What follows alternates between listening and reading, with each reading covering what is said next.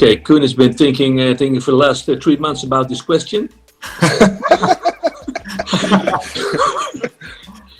I think it would be the chief of Greenpeace. And I would produce a song for the health of the ocean. My interest in this field is, I think, one, is that there's so much ground still to cover that anything you take on, you can basically improve. But it's a matter of, for me, it's a matter of changing the world a little bit. And I'm not going to be arrogant that I'll be, changing the world like Superman. But if I can make a drip in the ocean that changes a little bit and puts a smile on people, and I'll be really pretty happy about that. Well, engineering, of course, so you see quite a shift from data science into data engineering. The other one, what we perceive is that how people are able to work in team. So the personal skills to be a team player, to extend their capabilities, not just specifically what they need to do in their individual, but to what the team actually takes. And at the same time, be able and willing to interact with all kinds of stakeholders that have no clue what to do.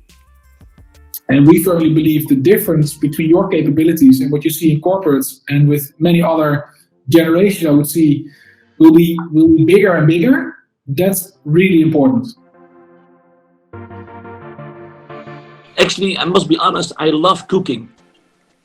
My other passion is cooking, and if I wouldn't be a DJ, an artist, I think I probably would stand in a kitchen somewhere or own my own restaurant, because I love food. The funny thing is, cooking also connects people. The same with music. And with cooking, I've noticed the last time, because we're now in quarantine in Spain, I do a cooking program every night. And people love it, and we connect people. And so my other passion is cooking, man. Probably my contract government's really solid. No, that's not the real reason.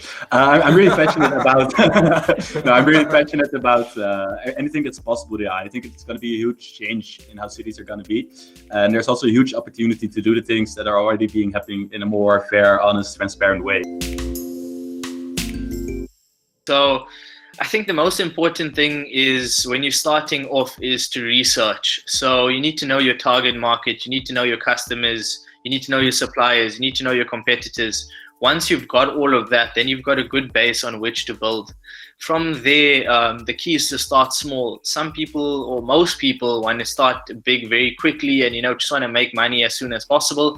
But if you start too big too quickly, then your chances of losing money and the business becoming unsuccessful are much higher than if you take it day by day, and if you have smaller deals which build up to that big deal. And then when you get to that big deal and you've made the mistakes with the small deals, then mistakes don't come about that often. The funny thing is, with everything, if there is something bad happening in the world, something good will be created. And the bad thing which is happening now is for the human beings and for the economy. Okay, it's very bad. But the funny thing is, the positive thing, because we need some positivity, is that in the waters here in Mallorca, even in the harbor, close to the shore, like 2 meters from the shore, dolphins are jumping up and down in the water in Mallorca. It's amazing, because normally I see when I'm with the boat out on the water, once or twice a year I see dolphins. It's nice to see, like now with the circumstances that we're in. Once you need it, you just I see our office workers being transformed in 1 week time. Because you just need it. It's a life necessity now to get online and get connected. So maybe my recommendation in that way would be just find the spot where you think there's a real need. That holds for every product you make, but also for this one. And then people start doing it before they didn't do. I try to do 2 things. One is try to be sure that they are all heard. So even if I don't agree, even the decision is something else, I want to make them feel that they heard. I heard them, and I take the time to explain why I do something else. And the second thing is be very strict in how we do a project. So at the start, we actually sometimes we take a half day to really scope it, because I know that it will save loads of time at the end, because we know like what's really at the goal, what's really the problem that we will solve. Is the requirement must have, or should have, or could have? Really be strict in it, and always come back to that. Make your own mistakes, make mistakes, but learn from your mistakes. But do it with respect. We are all the same people on this planet. Nobody is different. Nobody. We see it with Corona. We're all fucked up. There's no difference. Maybe we learn from this that there's no difference.